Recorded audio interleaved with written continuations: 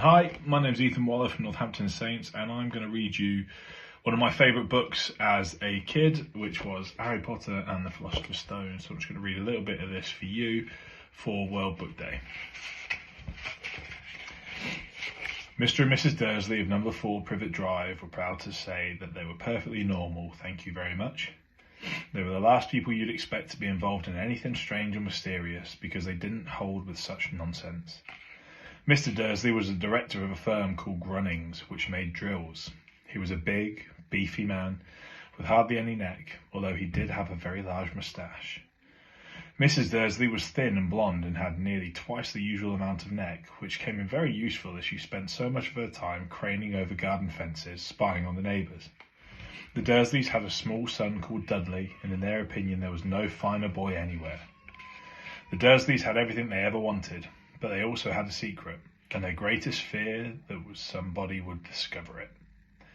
They didn't think they could bear it if anyone found out about the Potters.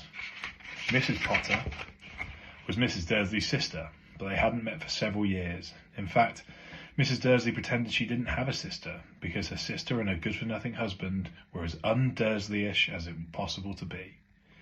The Dursleys shuddered to think what the neighbours would say if the Potters arrived in the street. The Dursleys knew that the Potters had a small son too, but they had never seen him. This boy was another good reason for keeping the Potters away. They didn't want Dudley mixing with a child like that. When Mr. and Mrs. Dursley woke up on the dull, grey, cloudy Tuesday our story starts, there was nothing about the cloudy sky outside to suggest that strange and mysterious things would soon be happening all over the country. Mr. Dursley hummed as he picked out his most boring type of work, and Mrs. Dursley gossiped away happily as she wrestled screaming Dudley into his high chair. None of them noticed a large tawny owl flutter past the window. At 8:30, Mr. Dursley picked up his briefcase, pecked Mrs. Dursley on the cheek, and tried to kiss Dudley goodbye, but missed, because Dudley was now having a tantrum and throwing his cereal at the walls. "Little tyke," chortled Mr. Dursley as he left the house. He got into his car and backed it out of number 4's drive. It was on the corner of the street that he noticed the first sign of something peculiar, a cat reading a map. For a second, Mr. Dursley didn't realise what he'd seen. Then he jerked his head around to look again. There was a tabby cat standing on the corner of Privet Drive, but there wasn't a map in sight. What could he have been thinking of? It must have been a trick of the light. Mr. Dursley blinked and stared at the cat. It stared back. As Mr. Dursley drove round the corner and up the road, he watched the cat in his mirror. It was now reading the sign that said Privet Drive. No, looking at the sign. Cats couldn't read maps or signs. Mr. Dursley gave himself a little shake and put the cat out of his mind. As he drove towards town, he thought of nothing except a large order of drills he was hoping to get that day. But on the edge of town, drills were driven out of his mind by something else.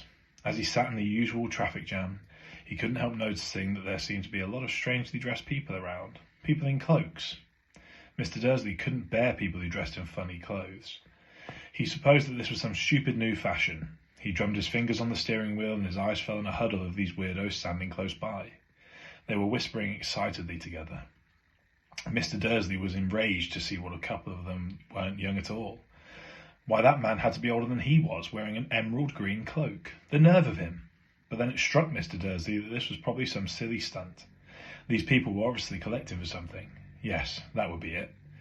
The traffic moved on, and a few minutes later Mr. Dursley arrived in the Grunnings car park, his mind back on drills. He always sat with his back to the window in his office on the 9th floor. If he hadn't, he might have found it harder to concentrate on drills that morning. He didn't see the owl swooping past in broad daylight, though people down in the street did. They pointed and gazed open mouths as owl after owl sped overhead.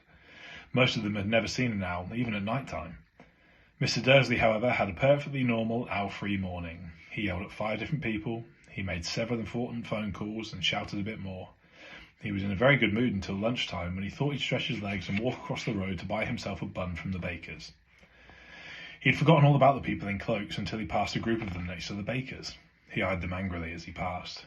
He didn't know why, but they made him uneasy. This lot were whispering excitedly too, and he couldn't see a single collecting tin. It was on his way back that, clutching a large doughnut in a bag, he caught a few words of what they were saying. The Potters, that's right, that's what I heard. Yes, their son, Harry. Mr. Dursley stopped dead. Fear flooded him. He looked back at the whispers as if he wanted to say something, but thought better of it. He dashed back across the road, hurried up to his office, snapped at his secretary not to disturb him, seized his telephone and finished dialing his home number when he changed his mind. He put the receiver back down, stroked his moustache, thinking, no, he was being stupid. Potter wasn't an unusual name. He was sure there were lots of people called Potter with a son called Harry. Come to think of it, he didn't even know if his nephew was called Harry. He'd never seen the boy. It might have been Harvey or Harold. There was no point in wondering. Mrs. Dursley, she always got so upset at any mention of her sister. He didn't blame her if he had a sister like that. But all the same, those people in cloaks. That's just a little bit of my favourite book. I hope on World Book Day you get an opportunity to find some new favourites and read some of your very favourites over and over again. Thanks very much.